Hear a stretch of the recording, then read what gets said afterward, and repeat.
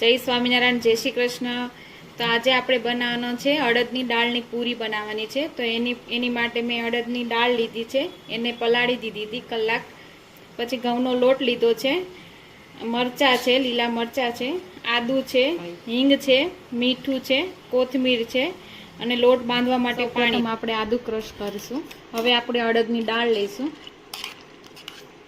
અડદની દાળને અધકચરી પીસવાની છે। હવે મરચાં પીસી નાખવાના છે। થઈ ગયું છે, હવે આપણે એને કાઢી લઈશું। હવે લોટ નાખીશું।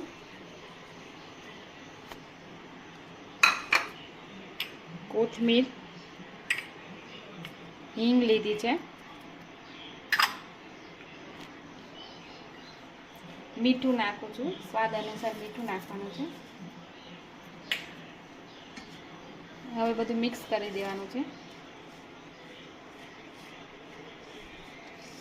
જરૂર પડે એમ પાણી લેવાનું છે। આમાં બહુ પાણીનો ઉપયોગ નથી કરવાનો, જરૂર પડે તો લેવાનું છે। હવે થોડું પાણી નાખશું। લોટ બંધાઈ ગયો છે। હવે આપણે પૂરી વણી લેશું।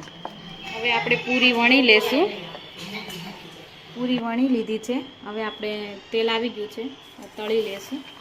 તૈયાર છે અમારી અડદની પૂરી, અને જોડે બટેકાનું શાક લીધું છે, અને જોડે મરચાં બી તળેલા છે, સર્વ કર્યા છે। જો તમને અમારો વિડીયો ગમે તો લાઇક, શેર, કમેન્ટ અને સબસ્ક્રાઈબ કરવાનું ભૂલતા નહીં।